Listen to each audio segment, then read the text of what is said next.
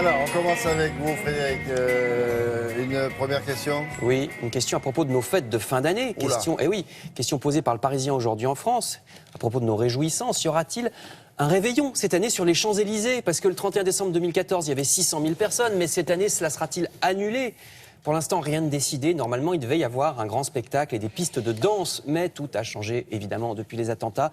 Même sans la crainte, d'ailleurs, d'un attentat, la mairie de Paris a peur, dit-elle, des mouvements de foule. Parce que vu le contexte, vous savez, il suffit d'un rien pour qu'il y ait une panique, une bousculade. Un pétard qui éclate. Voilà, et éventuellement des victimes. C'est le syndrome du Hessel. Décision donc en suspens qui devra être bientôt prise. Mais déjà, sachez que Notre-Dame, pour les mêmes raisons, a renoncé à son traditionnel sapin de Noël qui ne sera donc pas installé sur le parvis cette année de Notre-Dame. Alors les journaux conseillent différentes activités culturelles qui, elles, ne sont pas annulées, qui ont même parfois un rapport avec ce qui se passe depuis un mois. D'abord, cette exposition, nous dit le Figaro, une exposition très renseignée, dit le titre, puisque c'est l'histoire des services de renseignement et services secrets. Exposition Le Secret d'État aux Archives nationales à Paris jusqu'à fin février. Ça commence dès Louis XV, ces histoires. Louis XV avait un cabinet noir, c'est-à-dire un service occulte de fonctionnaires.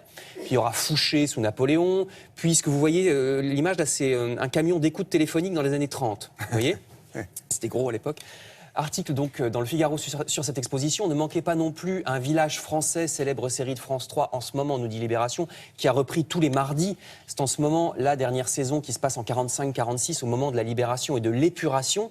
Et c'est donc intéressant, dit Libé, parce que ça parle d'une France qui essaye de s'épurer de ces mauvais éléments, à l'époque l'école Labo, comme aujourd'hui les terroristes. Donc plongez-vous dans cette série disponible sur Plus, le service internet de France Télévisions, si vous avez loupé l'épisode de ce mardi. La 3 d'ailleurs diffuse aussi, et ça c'est ce soir, un film sur ce même sujet, Le bourreau de la rue Lauriston, ça s'appelle, c'est le titre du Figaro. Ouais. La rue Lauriston, c'était le siège de la Gestapo française, donc des Français généralement délinquants au départ, qui sont passés petit à petit des méfaits de droit commun à des crimes de guerre. Là aussi, c'est intéressant en ce moment de se pencher sur ce genre de parcours individuel. Ils travaillent en duo, ils la font avec Bonny. Oui, c'est ça, ils étaient plusieurs, en général de la pègre au départ, et qui sont devenus gestapistes. Donc c'est à 23h40 ce soir sur la 3, ou à revoir sur Internet à partir de demain, nous dit le Figaro. Je termine avec de l'évasion, au contraire, et de belles illustrations dans Libération. Vous voyez, alors en jaune, c'est une petite fille dans un tourbillon de cartes à jouer, et en rouge, une méchante reine de cœur. De quel roman s'agit-il donc? Évidemment, Lewis Carroll, Alice au Pays des Merveilles. Célèbre roman qui est la mascotte en ce moment du Salon du Livre de Montreuil. Vous savez, le Salon du Livre jeunesse, qui a choisi comme mascotte Alice au Pays des Merveilles.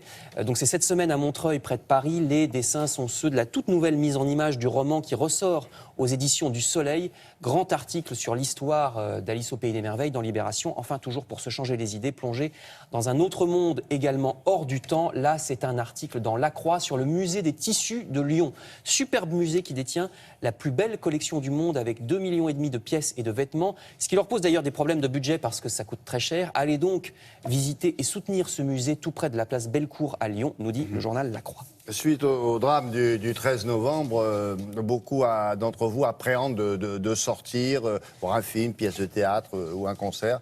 Alors France 2, c'est la chaîne des artistes et des spectacles, se devait de soutenir l'ensemble des créations qui vous sont présentées actuellement sur scène et dans les salles, et ce dans toute la France. Alors voici un clip réalisé pour encourager chacun d'entre vous à continuer de sortir et d'avoir une vie culturelle, riche et libre.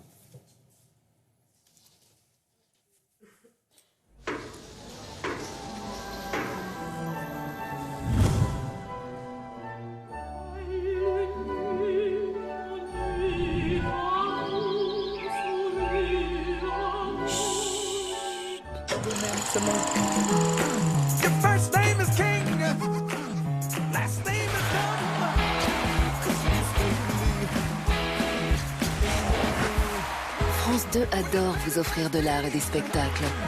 Mais le mieux est d'y aller vous-même. Et France 2 adore ça, notamment dans les 40 minutes culturelles que l'on vous offre chaque jour.